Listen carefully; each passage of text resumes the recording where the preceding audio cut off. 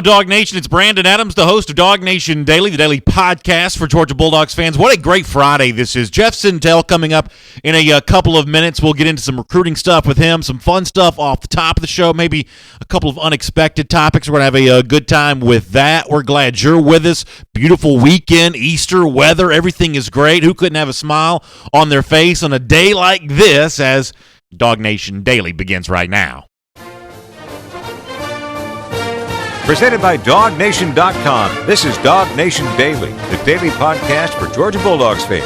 Here's your host, Brandon Adams. So I've kind of had former Georgia coach Mark Richt on my mind a little bit this week, which is probably maybe a somewhat surprising thing to start the show with on a Friday, but if you'll give me a couple of minutes to sort of set all of this up, I think we're going to kind of arrive at a place here in a couple of minutes where we can kind of all agree that maybe Georgia has had a bit of good fortune that a few other SEC teams haven't necessarily had, been able to enjoy here. Let me sort of explain how I get to this and how it has come to be that I've had Richt on my mind here a little bit this week. It all kind of starts with a couple of topics that we've had on SEC Country Live this week. The afternoon show that I do on the SEC Country YouTube and Facebook pages with the former Alabama All-American Mike Johnson. And one of the things that we've talked a little bit about is the start of the Jeromy Pruitt era there at Tennessee. And it's hard not to notice ways in which Pruitt at Tennessee feels a little bit like when Kirby Smart came to be Georgia's coach to start the 2016 season. Pruitt was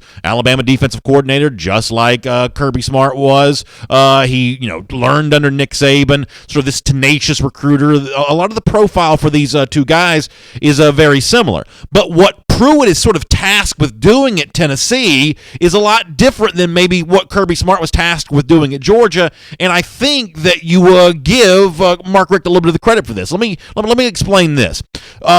Jeromy Pruitt was talking this week about, kind of what's going to be important for the rest of spring for Tennessee and that spring game that's upcoming. And in the midst of doing that said, hey, right now we don't have any starters right now. This is a big competition just to find out who wants to be out there and compete and who wants to be able to play. Here is what Jeromy Pruitt said about that earlier this week. Every day we evaluate all four groups.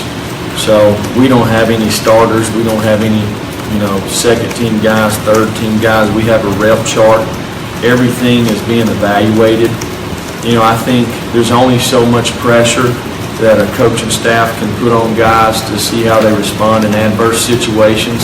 And when you go to a scrimmage, it's the first time, and I've seen guys that, they may practice really well for 1 day, 2 days, 3 days, and then you go to a scrimmage situation, so it's new. Maybe you go from the practice field to the stadium, and maybe they have anxiety, so they don't perform well at the stadium. Or maybe you see guys that, are fine in all the practice situations, but then you go to the stadium and there's 102,000 people in the stadium, and they have anxiety there. They don't respond the right way. Or sometimes you find guys who kind of rise to the occasion. Yeah, sometimes you rise to the occasion, and maybe for Tennessee coach Jeromy Pruitt, who you just heard from there, maybe they're going to find some guys who can be starters here over the next couple of weeks and sort of find some guys who kind of want to compete at the SEC level. But another SEC analyst has suggested to Jeromy Pruitt, while you're looking for some guys to start and while you're looking for some guys to earn some big-time playing time, you're probably going to need to run a few guys off as well. Kick a couple guys off the team or at least diminish their ability to impact the Tennessee team. It's Kubek, who is an SEC network analyst. He's also a radio host now with the sports radio station in Birmingham, WJOX, and he spoke to SEC Country this week. Mike Griffith, the writer of this piece for the SEC Country Tennessee page, he got what I thought was a pretty fascinating quote from the former Auburn offensive lineman, current SEC network analyst Kubek. Let me read it to you. Of course, if you're watching the show, you can see it on the screen. Cole says, "I tell people all the time that the coaching change we went through at Auburn took years off our lives. What we went through in spring and two-a-days was the most grueling, physically, mentally, and emotionally trying time of my life. They had to make sure the guys they had on the roster absolutely wanted to be a part of that football team. And the only way to do that is to make them prove it." So Cole Kubek describes, new coach there at Auburn, new era there with the program, and the job for the coaches was to sort of find out who from the old roster wants to really compete, who from the old roster wants to be a part of the new culture we're building here, and he suggests for Jeromy Pruitt at Tennessee, the same thing's got to be done. And frankly, this isn't a unique idea. This isn't some sort of, radical point of view. Apparently, it's pretty common for coaching changes in the SEC to sort of look at a lot of maybe dead weight, dead wood, however you want to describe it, folks who are just not going to be able to contribute underneath the new head coach and in the new culture. Cole Kubek said that there to Mike Griffith, but in a different day on SEC Country Live this week, my partner Mike Johnson was a part of the coaching change at Alabama, going from the Mike Shula era to the start of the Nick Saban era. He said Saban made no bones about it, sort of behind closed doors. That's exactly what he was looking to do with the Crimson Tide, too. This is a funny story. Listen to Mike Johnson tell it on SEC Country Live. I was so excited for Tennessee fans when I saw this. And I was so amped up about it because this is something that Butch Jones is out there saying, boy, these guys are really competing. No matter what, they're really competing. This is Jeromy Pruitt, and it reminded me of a quote I've given you guys a ton of times in the show about when Nick Saban got to Alabama. There was a group of guys that weren't buying in, and you know what he said? As soon as we can replace you, we will replace you. And he went out and got the number one recruiting class in the class of 2008, and he did just that. He replaced those guys that didn't want to buy in. And so I feel like that's that version from Jeromy Pruitt that says, listen, we have some guys that are buying in, and they have chip on their shoulders, and some guys that aren't, and we're going to get those guys. So before we get back to Georgia, first of all, how much do you love that kind of like behind-the-scenes story about Nick Saban, what he said behind closed doors, looking at some of his players who just weren't working hard, weren't contributing, weren't giving their best, weren't going to fit in the new culture, pointing that finger and saying, as soon as I can replace you, I will. What a great sort of Saban story there, and it sort of fits with what we think we know about Saban, and there's no doubt that indeed happened. Number one recruiting class comes in for 2008. A lot of Shula's players were going to be gone for various reasons, and the Alabama dynasty's essentially started right there in that moment. Maybe Jeromy Pruitt's going to try to do some of the same kind of stuff at Tennessee, but frankly, that's for the Tennessee podcast to worry. We're a Georgia show, and what is relevant about all of this for Georgia is former Auburn offensive lineman talks about running off a bunch of players during a coaching change. Current Tennessee coach may be dealing with having to run off a bunch of players in the midst of a coaching change. Alabama All-American says when Nick Saban came in, there were some players who had to be run off. There was sort of a new culture that had to be established with what was going to happen there in Tuscaloosa. But look at Georgia. Georgia, after 2016, and clearly, Georgia wasn't achieving enough, right? We know that Mark Richt was supposed to get over that final hump and win a national championship, get in the college football playoff, and that didn't happen. And, I think that Richt, as much as anyone, is sort of disappointed that he missed that mark when he had a chance to at Georgia. But the one thing that you can say about Mark Richt, and when you sort of think about what Mark Richt's place in Georgia football history is, I think you have to mention this as a part of it. That Kirby Smart inherited a situation far better than what Jeromy Pruitt has at Tennessee. I believe far better than what even Dan Mullen has at Florida, who's another name we could maybe mention in this conversation. Far better than what Nick Saban inherited at Alabama when he took that job in 2007. Other SEC schools you kind of mentioned in this regard, where there wasn't some great need to run off a whole bunch of players. I mean, yeah, you've had some players that played in the Mark Richt era that either haven't really played for Kirby Smart or sort of left, but not this sort of mass exodus that signals some sort of great culture change that just wasn't right with Georgia. In fact, look at the team that just made the college football playoff, that won the SEC championship and came within an eyelash of winning the national championship. How many of those players were brought to Georgia by Mark Richt and sort of brought to a competitive level by Mark Richt? Think about the guys that were DawgNation appreciation: Nick Chubb and Sony Michel, Davin Bellamy, Lorenzo Carter, Roquan Smith. At DawgNation appreciation a few nights ago, they all told great stories about their fondness for Mark Richt and how he helped them as football players, and certainly the work that Richt did with those guys also helped Georgia to get to the college football playoff, which is not to say that Kirby Smart only got there with Richt's players. We know that's not true. We know that Kirby Smart's already proven himself to be a better recruiter than Mark Richt, and what he added with his classes of 2016 and 2017 also made it possible to sort of get into that college football playoff conversation. But as the Kirby Smart era moves on, years and years into the future, I think that he's going to have great success, and I think that great success may make it in some respects a little bit difficult to sort of determine what the legacy of Mark Richt is supposed to be. And my point here on a Friday before a holiday Sunday is to sort of take a moment and maybe a spirit of gratitude that I hope we all have here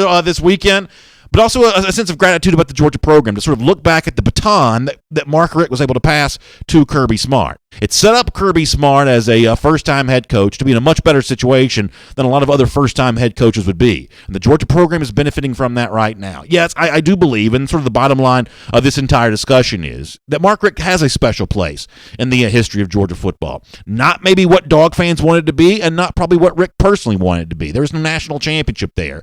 But when Georgia eventually does win a national championship, I think Mark Richt played a role in getting Georgia to, at least in some measure, to that spot.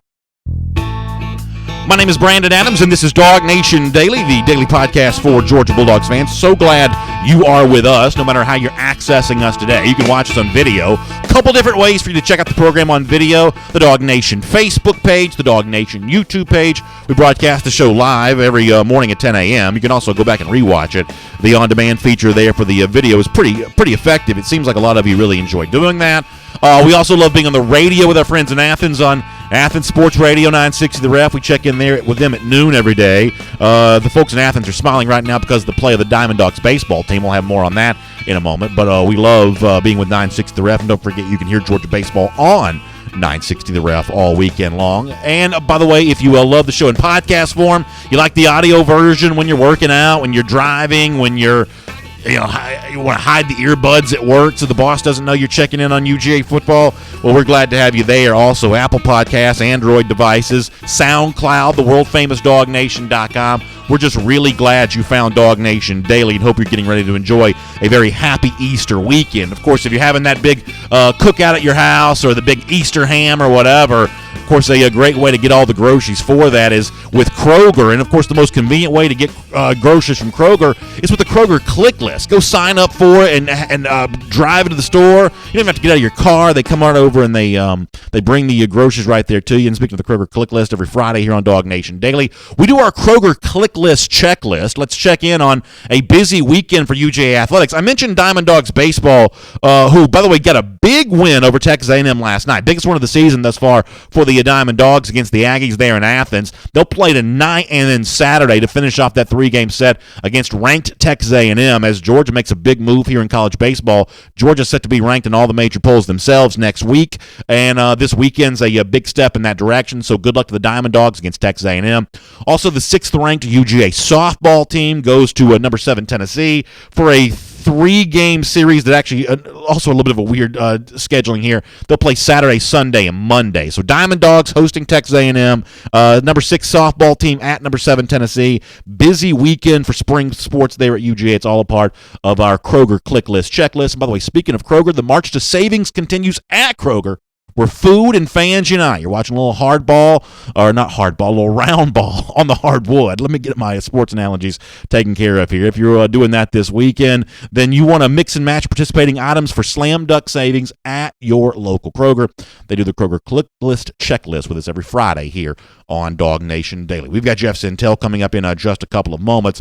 Let me look at a couple of the Georgia running backs, though, in the NFL draft here for a second. Daniel Jeromy, really good broadcast on the NFL Network. On his show recently, he was able to bring in former Georgia running back Sony Michel, looking ahead to Michel's future in the NFL draft, and Michel talking about his sort of strengths and what he brings to the professional league there on Sunday. Well, Jeromy brought up the underrated aspect of Sony Michel's power. And I want you to listen to this clip from Michel from the NFL Network, where he gives credit for that strength and power he's shown as a running back to his partner in crime there in the UGA backfield, Nick Chubb. If you're a Georgia fan, you're going to love what Michel says about Chubb here. Take a listen to this. This is what I think is underrated, though, because Chubb, your teammate, gets talked about how big and strong and physical he is. I see you run hard as well, and we see what you can do in the passing game. But I feel like your power is your most underrated aspect. I think so, too. Chubb, great job with power, and that's kind of what motivates me to be as powerful. I see him be powerful. I'm like, man, I want to be powerful like him. So, I learned it from him, and I kind of try to emulate that. And I feel like, I've been successful this season with having more power. So, I love that for a couple of reasons. As far as like the real analysis goes, Sony Michel being underrated as a power back, more than just a guy that can catch the football, more than just a guy that shows elusive speed. I think that's true for Sony Michel. I think you need to look no further than 2015 for that. Remember when Nick Chubb was hurt and Michel became the featured back for Georgia? It wasn't a great team necessarily. It's a team that fell short of some of the expectations that Dog fans would have had. But Michel, nearly 1,300 yards rushing that season. He showed himself as a powerful running back. And I also love, how could you not love, what Michel says as far as paying tribute to Nick Chubb, that he sees the strength and power with Nick Chubb running with. He could have added Chubb's ability to recover from that 2015 injury and come back and show that in 2016 and 2017. It's really cool there to listen to the affection that Michel has for Chubb, the guy that he ran with, because frankly, this is Sony Michel on the NFL Network to talk about his own NFL draft future. Think about his own future paychecks here. I mean, talking about another running back here. I mean, there's some guys who may not want to do that. There's some guys who, given a chance to be spotlighted on the NFL Network, might only want to talk about themselves. But Michel and Chubb have always been good friends and, frankly, the consummate teammates, and you see that from Michel there on the NFL Network, too. I thought all of that was really pretty cool. So it's great to have you with us here on DawgNation Daily today. Hope you're getting ready for a good weekend, and let's get our weekend started the way we always do on Fridays. Let's welcome Jeff Syntel into DawgNation Daily right now. From Athens and across the SEC or wherever the recruiting trail may lead, here's a DawgNation.com insider. Jeff Syntel, happy Good Friday to you. Happy Easter weekend. I hope that everything is going well with you today and that you're getting ready for a nice weekend with family. We certainly appreciate your time on the program today. How you doing? Hey, Brandon, I'm great, man. The main question I have for you today, sir, all-time greatest favorite Easter candy, go. All right, so I really like two things. I love I like just like basic Hershey's chocolate. I'm a very simple guy. I like just the basic Hershey's chocolate Easter bunnies. But how could you not like those Reese's eggs? You know what I'm talking about, like the egg-shaped Reese's? How good are those things? Like, I just like Reese's in general, but those are my two go-to candies, the Reese's eggs and the Hershey's bunnies. I don't like Peeps. I wouldn't feed my enemy a Cadbury egg. I don't like any of that kind of stuff. But I'm going to go to Kroger and I'm going to load up on the Reese's eggs and the Hershey's bunnies. Brandon, I've got a theory. I think more people buy peanut butter eggs for Easter than they do maybe even rivaling Halloween, because the Easter candy is kind of like unexpected. You used to get that peanut butter egg and you're like, oh my gosh. Oh, those yeah. 3 bags, another story altogether. And hey, speaking of Cadbury eggs, I know our audience would be pleased to hear that it looks like Florida and Tennessee both got major recruits this week in upcoming classes. So that's kind of like somebody eating a Cadbury egg in July, right? Yeah, that's exactly. Kind of that rarity. But they're 2020 kids, or at least the Florida guys are 2020 kids. So that's they'll be a long time before we worry about that. What I noticed about Florida before we get into the Georgia stuff is they took a commit this week from a kid outside the top 700. So so far the Dan Mullen recruiting era is not working out all that much better than the Jim McElwain era did, if you don't mind me saying so. Hey, man, that squirrel at the University of Florida, it has X-ray vision, man. It's not blind. He sees a diamond in the rough there, sir. That is well said, Jeff. I appreciate you adding a little class to my somewhat snarky dig. Let me talk about some Georgia recruiting here for a moment. And I love the piece that you wrote about Chuck Smith and his sort of tutelage of Nolan Smith. Because I like Chuck a lot. Chuck goes to my church. I bump into him from time to time, and we talk a little bit of football here and there. And he's doing some great work with Nolan Smith, which I want to find out, some more from you about. But, I mean, how common do you see this now where, these guys like Nolan Smith, and you could say quarterbacks, I know that Fromm's had his coaches, and really every position's got some version of this now, where by the time these guys get onto a college campus, Nolan goes to IMG, that's a factory, individual coaching here. These guys are already pretty polished prospects by the time they even arrive on campus, right? Well, the first thing with Mr. Chuck Smith is he did hail from Athens, Georgia, did go to Tennessee, but then did play a lot of years for the Falcons. So I guess that's kind of like a good thing, a not so good thing, and then he got cleansed again by playing in-state for the Falcons. Right. But the big thing, Brandon, I think that just jumps out at me in this story is Chuck Smith is kind of like, and I even linked a CBSSports.com story. He's been called the Phil Jackson of pass rush or the sack whisperer. He's a guy that Bud Dupree's of the world go to get their toolkit all polished up before they go into the draft and their workouts. He's a guy Von Miller works with. He's a guy with Aaron Donald works with, so they can find the next levels to their craft. And you have Nolan Smith, who is as physically put together, with as high of a motor as you will see in the high school game. And he's already been working with Chuck Smith in order to find different levels and, just to find new games in his game and to keep getting better. And when you have a player that's already as good as Nolan Smith working with Chuck Smith at IMG Academy at a factory and still trying to find summertime to come up to Georgia, come up to Atlanta and work with one of the game's great teachers at his position, that just shows there is a crazy good work ethic there from Mr. Nolan Smith. You know who raves about Chuck Smith, too, is Davin Bellamy. I don't know if Davin worked with him before his Georgia career ended or not, but he's been working with him in sort of post-college career, getting ready for the NFL draft. And I talked to Davin about this a little bit at DawgNation Appreciation, kind of away from the crowd. Davin is really, really grateful for the individual coaching that he's gotten from Chuck Smith. It's also a little bit like what Terrence Edwards has done, both partially at Pace Academy, but also with some of the individual guys he's worked with, Tavares King and some of the 2018, 2019 guys he's working with. Terrence Edwards kind of in that same conversation too.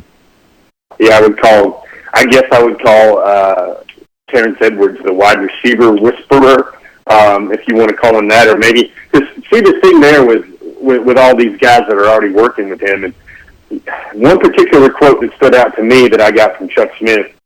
And let's all remember, Dog fans as well, Bellamy has worked with Chuck Smith. Lorenzo Carter has worked with Chuck Smith. And Chuck Smith's prescription for Nolan to get him as good as he possibly can be heading into Saturdays, he said he wants him running like Lorenzo Carter. He already does that. Spinning like Von Miller. He wants him running and spinning like Davin Bellamy as well. I mean, you just drop all these big-time names into the process here for a guy like Nolan Smith. That's the guy. Chuck Smith is the guy those guys go to get better, and that's a pretty impressive sight when you think about all things Georgia. Considering everybody can catch that Wolfpack thing, and it's the Nolan Smith thing's kind of funny. Like I think I said this on our Facebook live chat, and I may be only about maybe a 6-iron or maybe even a pitching wedge away from being really accurate with this. But to me, Nolan Smith, anywhere else from Georgia, kind of sounds like that, worrisome talk that Georgia fans had with Justin Fields going to go play pro baseball. Yep. It's something to worry about. It's a possibility. Anything could happen. But maybe the Adams family might be more worried about getting Cadbury eggs in Brandon's Easter basket than something like that. That is well said, Jeff. All right, let me talk to you about wide receivers for a moment. And a guy that you saw this past Sunday there at Buford for the opening qualifier, that's George Pickens, current Auburn commit. And I'm not going to lie to you, I'll be very, very transparent here. Obviously, I've got my attention on Latson, the young man from South Florida. I think that'd just be a cool get for Georgia were it able to get him. But I will admit, there is a sort of vindictive part of me that loves the idea of flipping a player from Auburn, even if it's not my sort of next choice at the position. You seem impressed with George Pickens, though. There are a lot of guys who saw him at Buford this past weekend that were quite impressed with him. So tell us the story here about this Auburn commit for a moment. Oh, Brandon, why you got to go there, man? You get a little bit more juice from the storyline because it's flipping someone away from Auburn again. But, Jeff, I'm not proud. Listen, I am not proud of being the way that I am. But I must be I must authentically be me on this show. I do like the idea of seeing Georgia flip guys from Auburn. Yep, that's correct. Playing the part of Brandon Adams is definitely Brandon Adams. He's not holding anything back there. I'll say, first of all, a portion of you likes Ladson so much because, A, he has size and speed. The film looks pretty good. He's from South Florida. Georgia has inroads there now. But he's rated so highly, and there's part of that number 1, number 2, number 3 trifecta to think about. Without a doubt. Think about right there, which would be cornering the market. It would be good PR. It would be even more buzz for Georgia when it comes to recruiting. But that Pickens, and I'm just going to quote him, what he said after one of his catches on the sidelines at the opening on Sunday. George Pickens is a bad man. He's 6'5", 190, plays at one of the true factory powerhouses, hard-working programs in the country, which is Hoover High in Alabama. The head coach actually takes a special interest in coaching the wide receivers. That's Josh Niblett at Hoover. Everybody remembers Hoover, two-a-days, Rush Probst back in the day. growing up around the turn of the century where Hoover High was being chronicled. That's a really good player, 6'5", 190. He's rated as the nation's number 25 wide receiver, 24-25 wide receiver on the 24/7 Sports Composite. That young man's stock is going to soar.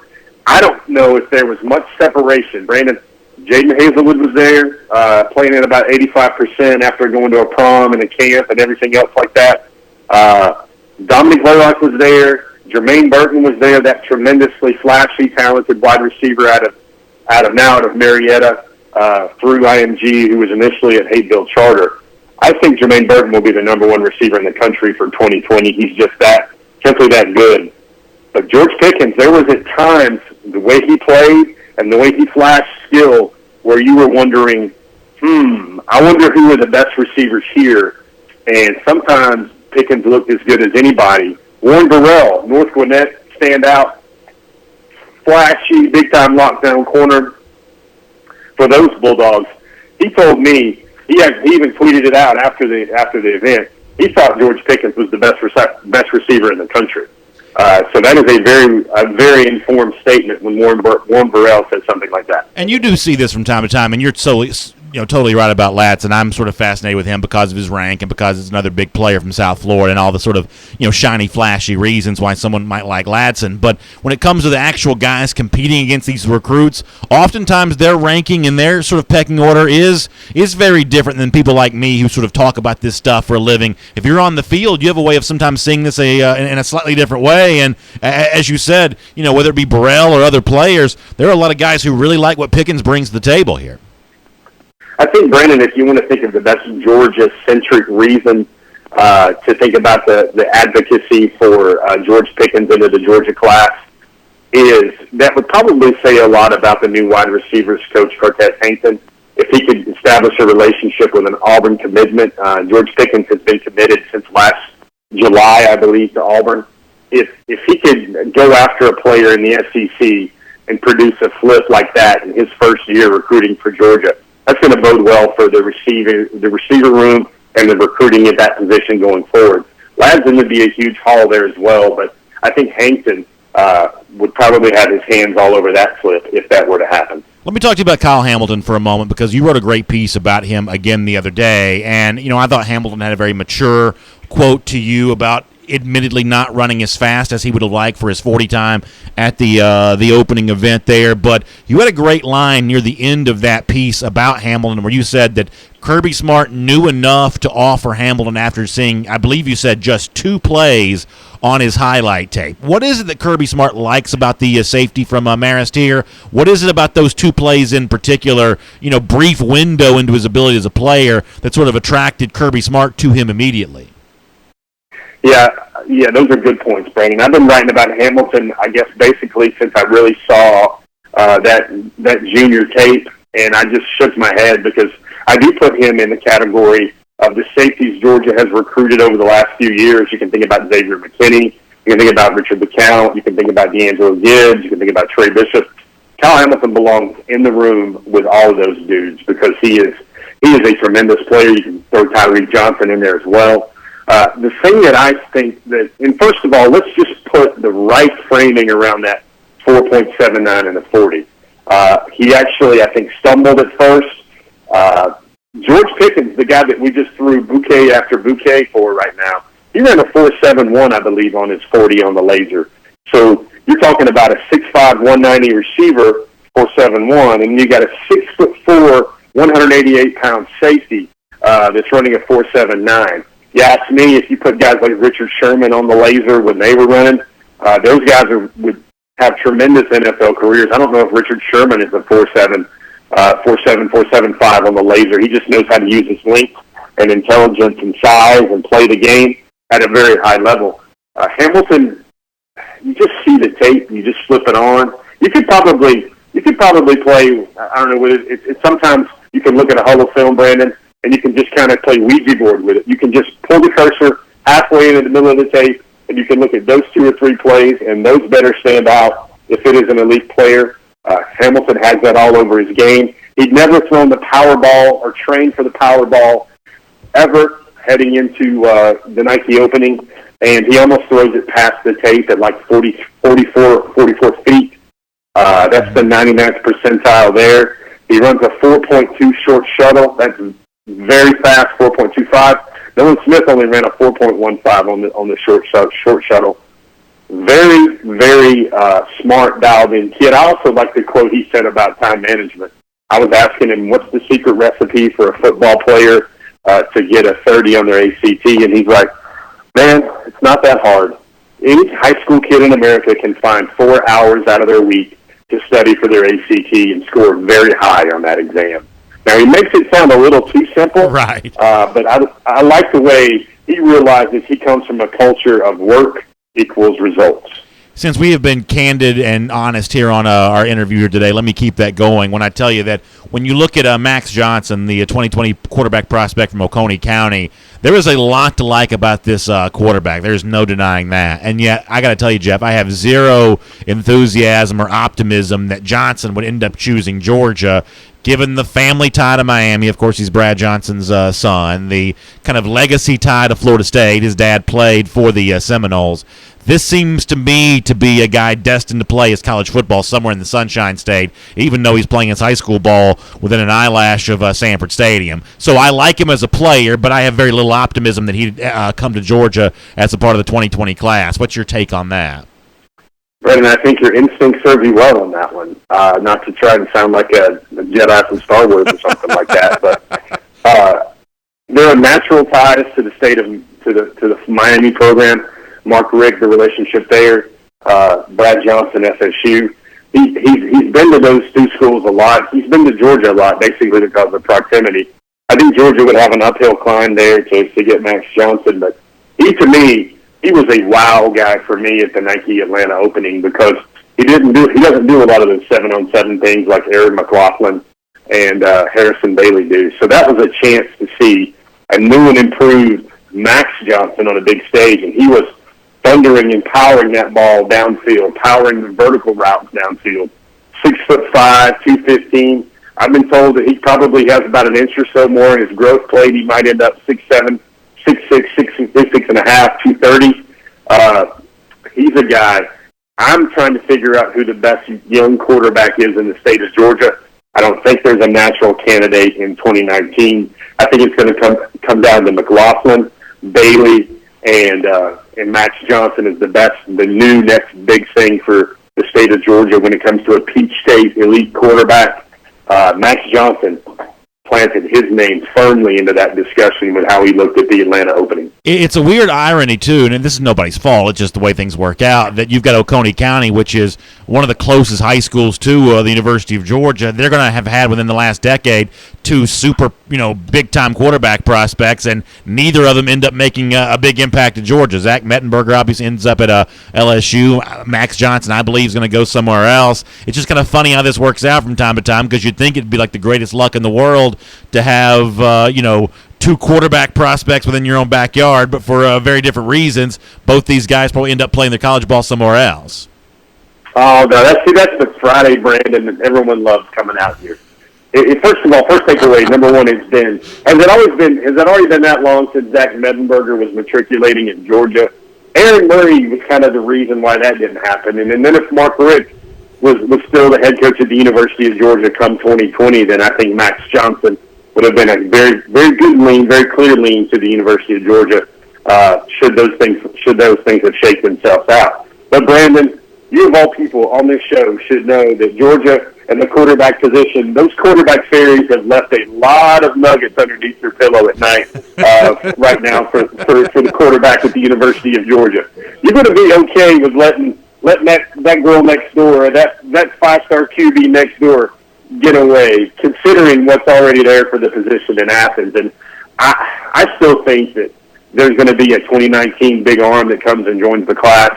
A lot of those guys don't mind waiting, and 2020 might be the year where Georgia really goes after another elite passer. There's names like Robbie Ashford, another dual threat, 6'3", 210-pounder out of Hoover High, the same Hoover High that we just spoke about there with George Pickens. There are going to be plenty of quarterbacks besides these that end up stacking that depth chart at Georgia. Let me go to the other side of the ball here for a moment in the couple minutes we have left together. I love that the five-star linebacker Nakobe Dean a couple weeks ago releases his top 15. I think we've got the tweet we can show the folks watching on video. My favorite thing about it, Jeff, is with 15 finalists, there's almost too many logos to fit them inside one screen here. It's almost like as many logos as can be fit into one Twitter edit here. I feel like we're getting pretty close to somebody doing a list of finalists, a little bit like Joe Lunardi's bracketology, where you've got a field of 68 and the first 4 out, the next 4 in. And, I mean, top 15 is about pushing the limit of how many schools that you can mention and still consider those finalists, right? Brandon, there was one last year. I won't say the name. It was actually a lineman of all folks that made a top 20 last year. And you may be onto something with your bracketology, Brandon. What if a recruit had all 64 or all 48 of his offers all lined up, and he just simply eliminated one-to-one, head-to-head during a weekly tweet that went out? I would get the graphics and edits department that surround that young man. That would keep them pretty busy. But it's funny because these kids tweet out their top 15, and basically at the same time they already know what their 4 or 5 officials are going to be, and they already know what their next cut is. It's funny how in my experience, it's funny how a lot of these young men make the top 15 or make the top 12, and they already have their idea of what their next cut down will be as well.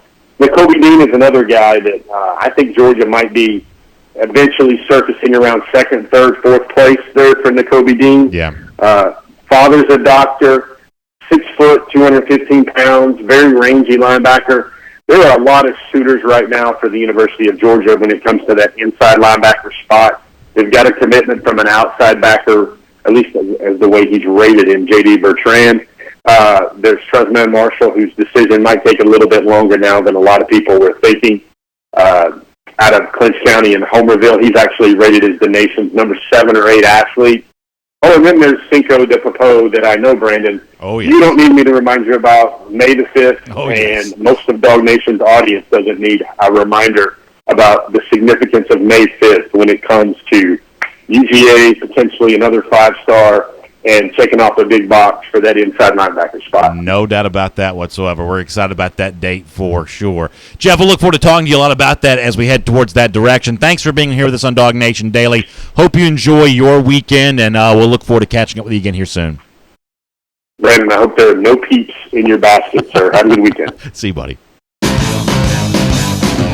Let's take a look around the rest of the league. This is SEC Through. Love Jeff Syntel on a Friday. He always lets us keep him a little long, and we kind of drag as much recruiting info as we can get out of him. It's always a lot of fun to do, and we're glad you're with us for it here today on DawgNation Daily. And by the way, as you get ready for Easter on Sunday, don't forget, a lot of you got a lot of stuff going on, whether it's like the candy or the Easter baskets. I mean, trust me, like it has been like a 4-alarm fire at my house all week long between decorating eggs for like 9,000 different functions and the stuff that's going to be cooked on Sunday. It is just a guarantee. I mean, it is just a rock solid given that we're going to forget something at some point in time. That's why Kroger steps in for you, and they are open normal hours on Sunday. So when you don't have that, what is it, like vinegar that you got to mix with the dye for the eggs, when you realize you don't have any more of that, Kroger's open.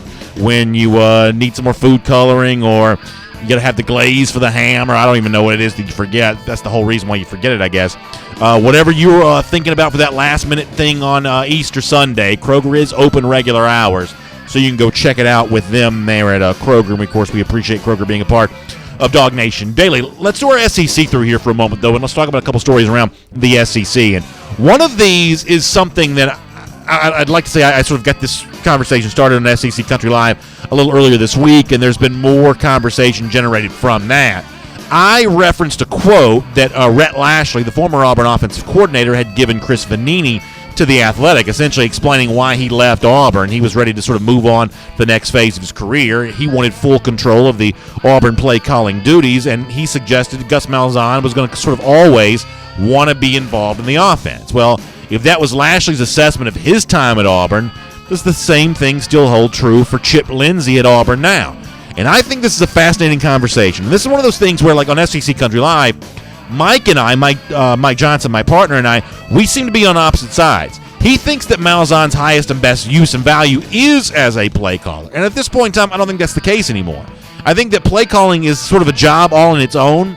To have that job and another job, I think is not a coach at his best there at that point in time. I think that Chip Lindsey is a sharp offensive mind. Many folks in the state of Georgia will remember Lindsey as Hudson Mason's high school coach there at Lassiter, and he sort of worked his way up the coaching ranks since then. Auburn probably has a pretty good offensive coordinator, but did it let him have control last season? Did Malzahn let Lindsey have control last season? You could say in the LSU loss, maybe that Malzahn's blueprint, his fingerprints were on that fourth quarter collapse there. Auburn's at its best if Chip Lindsey has the offense and Malzahn has the rest of the team, the overseeing of the entire program.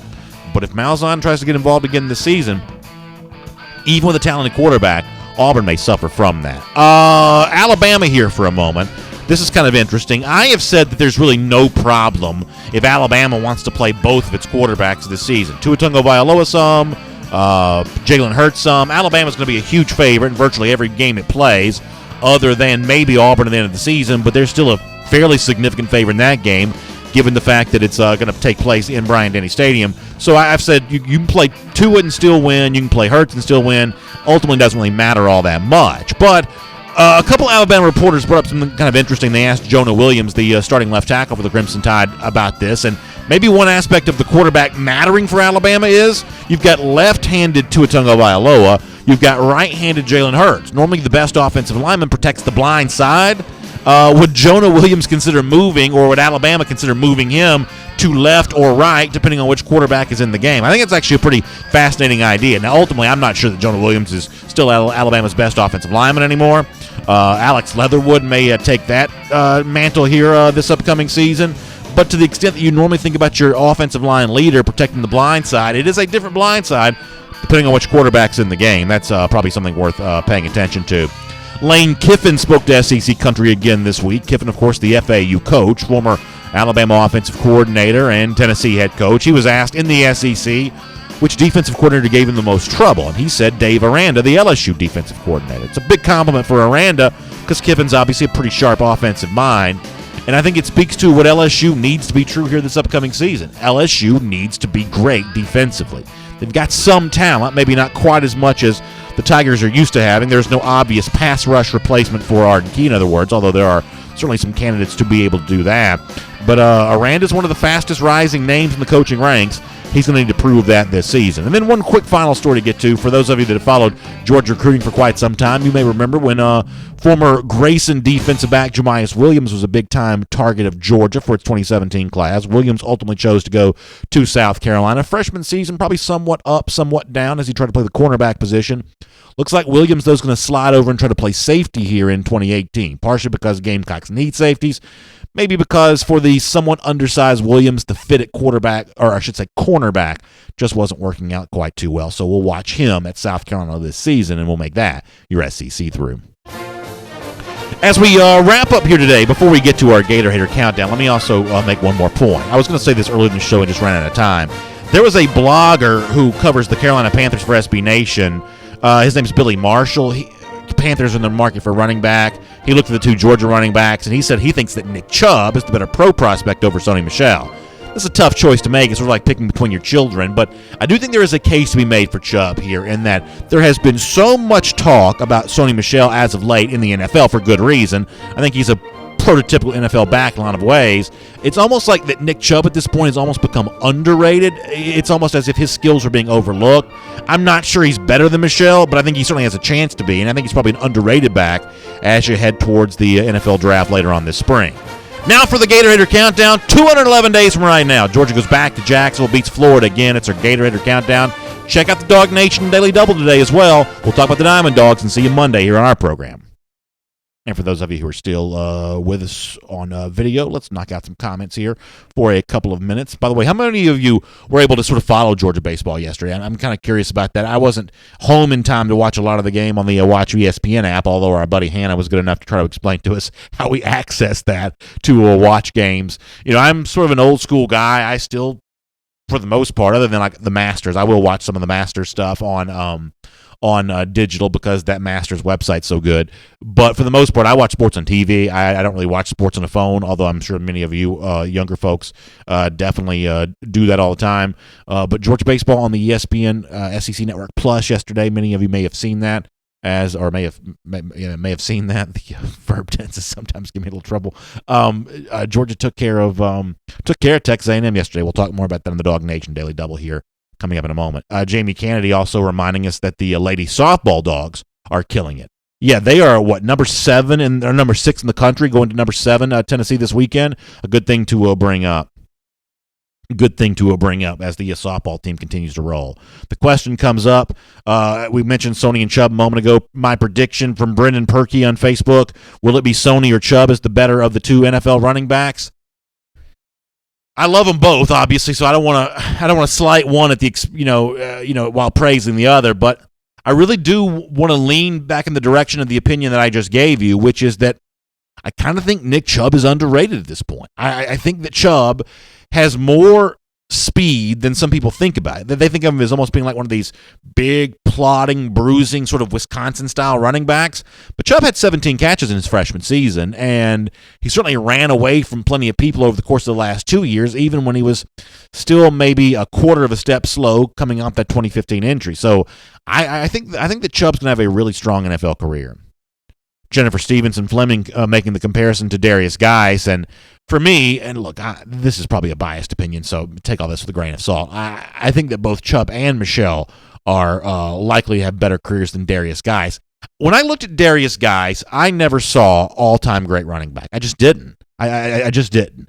And I sort of felt the same way about Leonard Fournette a little bit too, that when you kind of compared Fournette to what was at the time Derrick Henry at Alabama, Nick Chubb at Georgia, Fournette was never the number one guy for me in that trio. There was always things to like with the other guys beyond Leonard Fournette, and Darius Geis much the same way. Very good running backs. Please don't get me wrong. That'd be a mischaracterization to say they were not, but I haven't loved these LSU running backs the way that some people seem to. Jennifer Stevenson Fleming also saying that Geis just not that explosive, and for me, that's kind of what I saw there as well. Miriam Martin Corbin reminding us that Nick Chubb likes flying under the radar. Really does. It's amazing how true that's been for most of his career, and it'll be true again going into the NFL draft. Mark Godfrey says, would love to see the Falcons trade up, get both Sony and Nick. Listen, I'd love a chance to root for them. I know many of you who follow the NFL pretty closely are also a little bit concerned of, you hear Panthers blog are talking about Chubb and Michel. I guess and some of the folks that watch the show know more about the NFL than I do. Bucks probably in the market for a running back here. You would think the Saints probably not, given the fact they've got Alvin Kamara. But the thought of Chubb or Michel not only not playing for the Falcons, but then playing for an NFC South rival, if you care about that, there's some there'd be some concern maybe coming your way. Al Clement saying Leonard Fournette was susceptible to injury, and he was, but he was also one of those guys, and this is sort of like the classic sports hot take, but he didn't always show up in big games. I mean, he had a big chance. He goes to Tuscaloosa in 2015, I guess. 2015, 2016, I get the years confused. I guess it would have been 2015. Goes to Tuscaloosa in 2015, and he is the overwhelming favorite to win the Heisman Trophy. I mean, he was almost as big a betting favorite as like Lamar Jackson was, or some of these guys. Baker Mayfield was not quite as big a favorite as Mayfield, but he was an overwhelming favorite in November when he went to Tuscaloosa and was just completely shut down that day. I mean, that's not. If you're a great running back, you got to show up at Bryant-Denny Stadium. All right, let me get some YouTube comments here from some of the folks. Let me pull this up, y'all. By the way, I hope you're getting ready for a happy Easter weekend. Willie McGuire says on YouTube, will there be any transitions on defense because of the nickel? I think that what Seth Emerson was talking about yesterday is pretty interesting. Some of those guys that are in competition for that nickel spot. And, when Walter Grant's name comes up and Seth says he's seen him practicing some there at that position, there is kind of a good thing, bad thing scenario there. On the one hand, that could potentially be another outside linebacker who's not racking up as many sacks as Georgia fans want him to if he's, playing in coverage a good bit. But on the other hand, as we said, there are so many scenarios in which you got to play, 5 defensive backs now, given all the passing that exists in college football, that leaves you with just 2 linebackers on the field. But if your star, or commonly referred to as the nickelback, if your nickelback is someone like a Walter Grant, well, now you're back in that 3 linebacker set with just a guy that's sort of capable of running with 4th receiving options. That's a pretty interesting scenario there. It's also potentially true for a guy like, say, D'Angelo Gibbs, who's, not as long and lanky as Carter would have been a year ago, as Walter Grant is now, but sort of has that thumper mentality. Otis Reese is probably the perfect example of this, but Reese is going to be pretty young here, pretty green going into his first year at Georgia. But guys like that who can be 5th defensive back, but also kind of play a linebacker on TV, that is a pretty intriguing option for Georgia there, and a reason why I don't think Georgia fans should have too much worry about that. I mentioned Jeromy Williams early in the role he's going to fit with in South Carolina in 2018. Eric Edwards on YouTube says the Gamecocks are going to be a tough opponent because it's an early game, but I do love opening the SEC schedule with South Carolina. Eric, I almost 1,000% agree with all of that. It's a tough game. It's one of Georgia's 3 toughest games on the schedule this season, no matter how you slice it. But let's get the season going, right? I mean, when you don't have a Notre Dame to look forward to, when you don't have, non-conference opener against North Carolina, the way Georgia had in 2016, let's push that fast-forward button. Let's get past Georgia playing Austin Peay. Let's get to Columbia, Williams-Brice Stadium, which pound for pound to me is one of the most intimidating stadiums in all of the SEC. I got a ton of respect for South Carolina fans. They fill that place. They get wild. They get sideways. And, let's see what Georgia's made of here early in the season. I think Georgia's equal to that challenge, but I don't mind Georgia facing that challenge early in the season because it's fun for fans. I do agree with that. Also on YouTube, Dapper Dan says Sony's very marketable. I'm going to miss the jazz hands. I see him being the face of a franchise. I could see that too. The Daniel Jeremiah stuff that we played a moment ago from the NFL Network. You see some of that at the end where he sort of talks about the hip hop song, and he has some interplay with the hosts there. Nick Chubb is not giving you that. Now I love Nick Chubb to death. He did the play ball thing at SunTrust Park yesterday, and was of course a great part of our DawgNation appreciation. But Nick is not there to sing and dance for anybody. He's just not. He's not going to. He doesn't really enjoy those media interactions sometimes. I think he likes talking about football, but I don't know that he necessarily likes playing the media game that he's asked to play for. When it comes to a lot of these kind of interviews, Sony probably does gravitate towards that a little bit more, and I do think that Sony Michel could be, as you said, sort of a marketing opportunity for the team that drafts him, and maybe even some personal endorsements coming Michel's way also.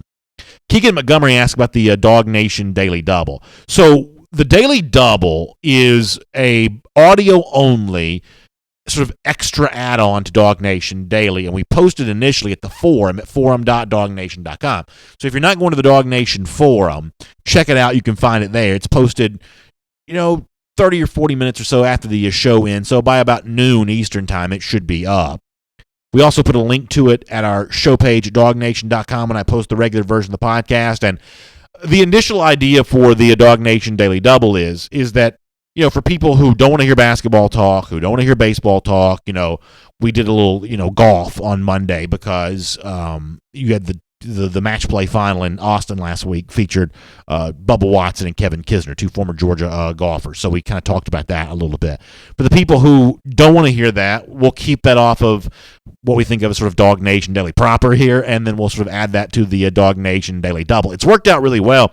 It seems like it's sort of a good option because, for today's Daily Double, we're going to end up talking more about baseball than I would ever be allowed to on this show. We'll be able to sort of dive a little bit deeper into Georgia's really impressive win over a top 15 ranked Texas A&M team last night. If it wasn't for the Daily Double, we wouldn't be able to do that. Now, you have to go an extra step to find it, of course, which is not ideal for some people. But in terms of compromising with the content that people want, we think that for right now, it's the best of all worlds.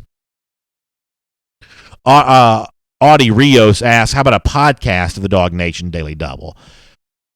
I guess there's no reason why we couldn't. I think a podcast more along the lines of like at least 20 or 30 minutes to sort of be a podcast, worthy. The Daily Double itself is only 6 minutes long, so it's a little shorter than a podcast would normally be, but if there is a demand for that, maybe we should think about doing that.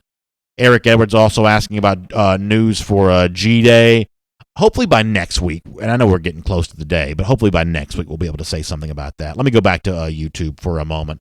Randy Hall says, is Owen Popo next commit for UGA? Well, first of all, let's get that hay in the barn before we start popping champagne on Owen Popo. But as Jeff said, on Cinco de Mayo, May the 5th, that's when Popo will make his announcement. A lot of Georgia fans are excited about that, and we'll see if anything kind of falls in place before that.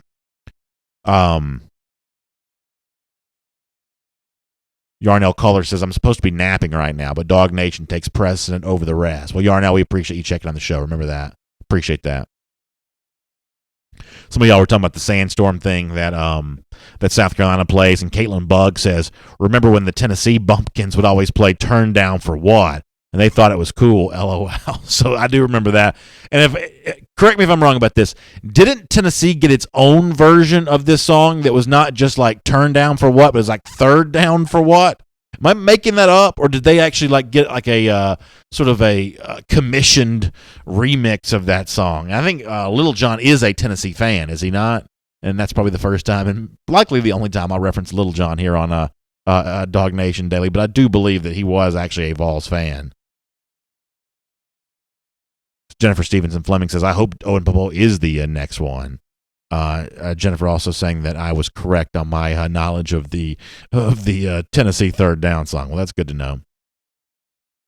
Philip Jordan Wells, but the Sandstorm song says, abolish it from our realm. Y'all going to get mad at me for saying this. I actually don't hate that song.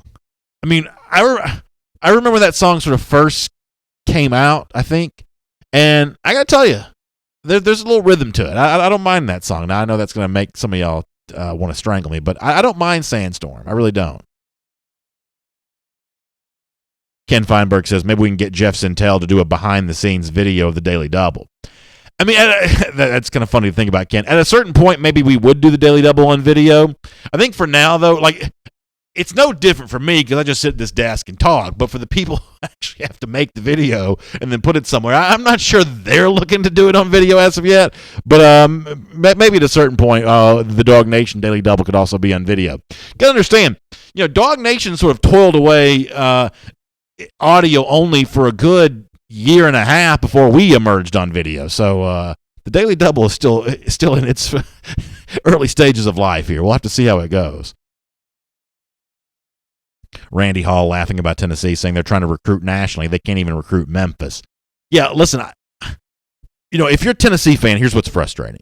Is like Pruitt is causing a big old ruckus in Knoxville. But the problem is they're finishing second for a lot of recruits. Second for Quay Walker, for instance. They may have been, second for Copeland, the receiver, who ended up at Florida. They finished second for a lot of people. They're going to finish second for a lot of 2019 kids this year, I would think. There's no silver medal in recruiting, So Vols fans, they go to their recruiting blog, their version of Jeff Syntel, and there's a lot of, boy, Tennessee's really chasing hard after fill in the blank. A lot of names, big names. 5-star guys visiting Knoxville all the time. And, that kind of gets Tennessee fans excited. But then when it's time to put ink on paper, those guys end up going somewhere else. And it's just hard. I mean, recruiting is hard. There aren't enough players to go around, and you can really give a great sales pitch and just be bested by someone else who's had a relationship that's either a little bit deeper or lasted a little bit longer. So I think for Pruitt, it's going to be really interesting to see. He's doing almost everything exactly the way that he should be doing it. He's got a recruiting plan in place. But changing folks' mind is not an easy thing to do. Karl Barr says, I remember the podcast days. I began listening after about 20 episodes. That's nice to know, Karl, that you've been with us for that long. I really appreciate that. Listen, I loved DawgNation Daily back when it was just a podcast. I always thought it was a really fun thing to be able to deliver to people at the time. The idea of doing a daily podcast about one subject every single day was sort of a foreign concept. We had a lot of fun with this back in the early days. I think it took a lot of folks a while to sort of figure out what exactly is this? Who is this moron that's screaming at me in my earbuds? and why is this happening? But hopefully we were able to keep folks happy and entertained. And, even to this day, on an average day, if you don't count radio here for a moment, on an average day, about as many people listen to the show as watch. It's about 50-50. Back during the height of the season, more people were watching the show than listening to it. But I don't talk about numbers very much. Y'all don't care about the numbers. That's for us to worry about behind the scenes here. But on an average day, like a day like today, for instance, about as many people will listen as watch. Now, the radio audience is an entirely different thing and a little bit more difficult to measure, but in terms of the podcast and the video, which we do get pretty specific numbers for, it's about 50-50. Brendan Perky says, I watch the show every day for the last 2 years. Brendan, I certainly appreciate that. Appreciate you being with us.